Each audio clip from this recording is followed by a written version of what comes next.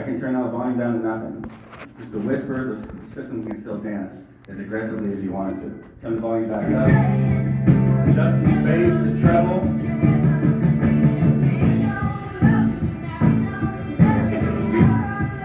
gotta turn it down so I can hear myself. You mind putting it on Thunderstruck?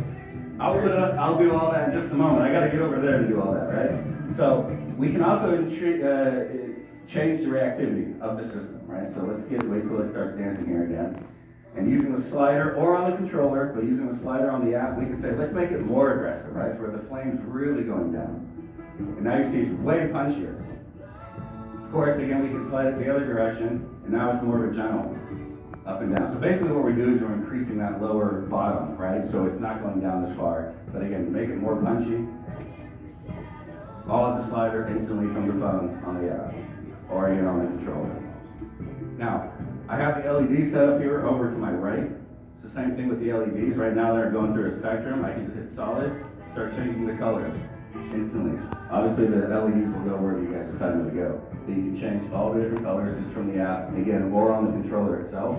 You can change the brightness, so you can make it super bright, lower it down, right, whatever you want. Of course, you can do blinking, which is whatever, right? Or we go spectrum. There's a lot of other things that you can do. Just kind of give you the general overview. Something else that's really cool before I get to Thunderstruck, right? You got to do a few other things. So let's grab this. Any questions so far? Can those LEDs be synced with music? Yes. Okay. And it drives me crazy, but yes. I'll show in a minute. So here's something I want to show, just to kind of show. We're all familiar, like we said, with the pyro board and how it kind of goes, and the speakers moving the gas and kind of going to beats. So I've talked to a lot of people so far about how our system has a compensating factor built into it. So instead of responding just to beats, it can be vocals that it can respond to. It can be, like in this case, jazz, so it'll respond to the saxophone. Turn it up a little bit. Now, let's just kind of skip a little forward here in this song. Let's get to the drum solo, and it's going to go to the drums. Now, the sax is going to drop in here again in a second. And as the system detects that the sax is mainly what you're hearing now, the system's going to switch over and drive from the sax, right? So what's cool about that is nothing's going to look the same. You're not going to get the same 4/4 tempo with the same kind of beat going constantly, and that's all you see. You're going to see it going and responding to anything, whether it's classical music, whether it's a cappella, whether it's jazz, Frank Sinatra, Drake, Zed, whatever, right? The system's going to go and react to anything that you kind of throw at it. I guess I got to get Thunderstruck queued up.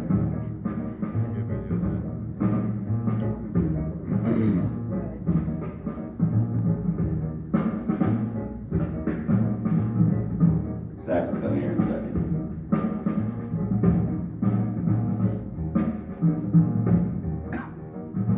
The other kind of cool thing to point out real quick, the system's brand new. I've never tested it, I didn't do anything, I just hooked it up, turned it on for the first time today. As a system like a new car, as the valves and everything kind of break in, it only gets better. But you can already see right off the bat how this is working. It's coming. No tuning or nothing. Set, No, I just went, play. plug it in and go, and then of course, obviously you can dial in how aggressive you want it to be, but it's super easy, right? Very user-friendly, again, whether from the controller or from the app. Otherwise, it's just plug and play. You just gotta go how you want to do it. Alright, here it comes.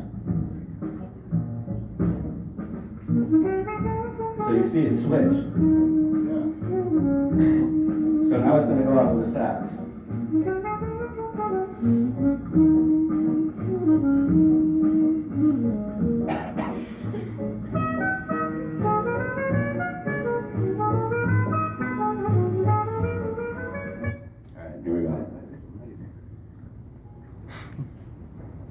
Oh, you guys know the internet here is terrible. Bear with me. I'm trying to play Thunderstruck, but I didn't have it pre-downloaded.